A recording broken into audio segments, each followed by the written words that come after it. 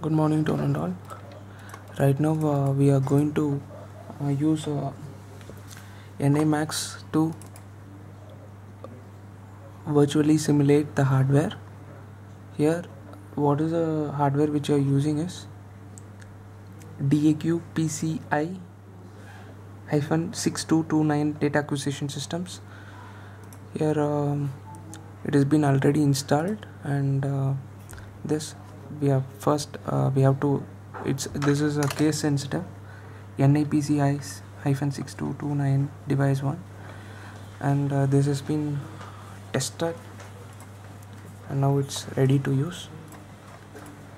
And now we are going to application which we have built. Before going to it, we can see the project which has been done, so that we get an understanding.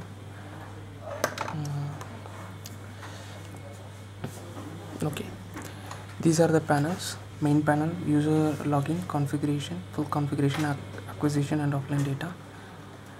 Here in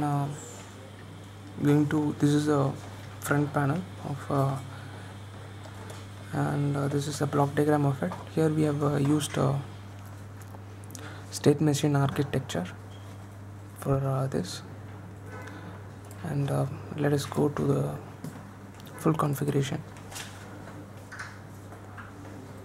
These are the physical channels, and that is the inputs, so where we are going to read temperature, pressure and force through this channel, input channels, device 1 slash AI0, AI1 and AI2.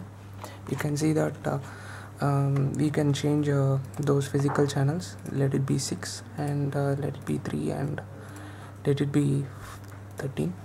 And since in National Instruments we can read values only from -10 to +10, we must use only the values between -10 and +10 volts. I am configuring right now. We can configure like this. Samples which can be produced through it can also be changed, and continuous samples is always recommended because we are going to log the data continuously, and this is the number of samples per channel read is the samples which you need to read and write per second, and it may be 100 or 1000 datas for a second. And here we can see that the output channels configurations, these also the output ports, you can configure these two. And if you configure any two physical channels in the same, the program will show an error, and save and exit is used to save this configuration and exit the current VI. And next is acquiring data. Here this particular VI and helps us to acquire the data, and which has been set for the configuration, and we'll be receiving here the temperature, pressure and force waveforms simultaneously. And these are the 4 outputs which can be manually controlled, and those are indicated by pump,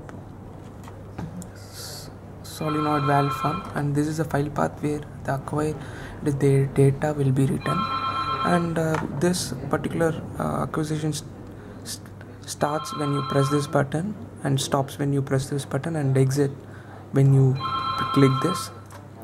And offline data is this is the offline data panel. Here you can do scalings, that is say 2 volt is equal to 1 degree Celsius, and like this you can enter those datas 2 and 2, 8 or 1. And this file path 12.tdms is a default one here, from which the data have been taken to the offline data. Here you can see the graphical representation of the data that has been logged. Press start or update button to get the update of the waveforms and date and time of measurement and temperature volts and forces in volts, and also in their respective degrees Celsius and PSI and tons. And you should press exit to exit this VI. Right now we have seen about the how we have to configure and use those panels.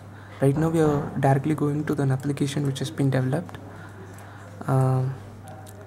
This is the application for data logging, and this is a user panel. First we have to log in it.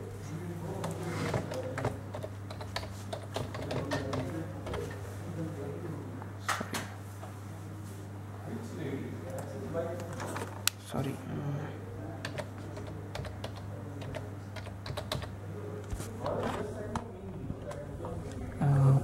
You can see that before logging in, you does not have any access to these panels. After you logging in, these buttons, you get access to these configuration, acquiring and offline data buttons. Here first we are going to configure. Say I'm going to configure it first. Physical channels here into 5, and here is 2, and here is 6, and let the output channels here be the same, and minimum value let it be -5, and here is also -5, and here is also -5.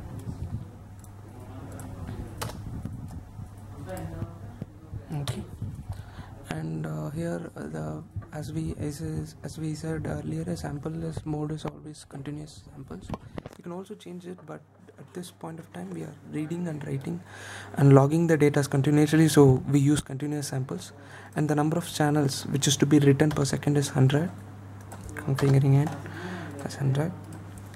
Right now I'm saving it, this configuration, and exiting it. Okay, we are saving and exiting this panel. Next comes the configuration panel. Here you can see, when you press start button, you get the 3 waves. One is here you can see which input devices which represents device 1 A15, and device 1 A12, and device 1 A16. These 3 represents force, temperature, and pressure. This green represents, these 3 represents temperature, pressure, and force. And here we can see that there are the output panel, our outputs which we have to on. You can see manually on this pump, you can see that it's glittering here, the indicating that the pump is on, and valve is on, solenoid is on, fan is on, and those data have been written in this 1.2.tdms.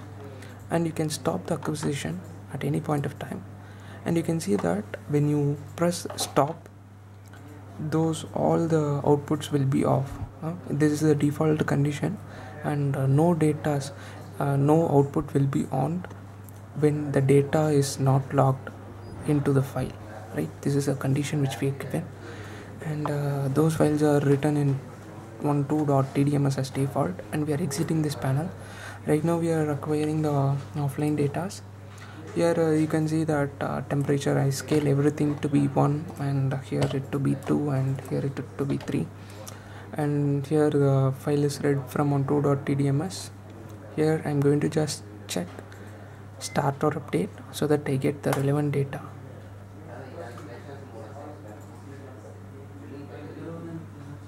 You can see that I've obtained the time at which I acquired these data completely, and per seconds, in seconds you can read, and the temperature and pressure and force in volts, and also their respective scalings in degree and psi and tone and tons. Here when we change it as 0, we can do manual automation, automatically alter this, and click start and update. The thing what happens here is, just start an update now. Here the values become zeros. That's it. We can exit this and exit this application. That's it. It's got over.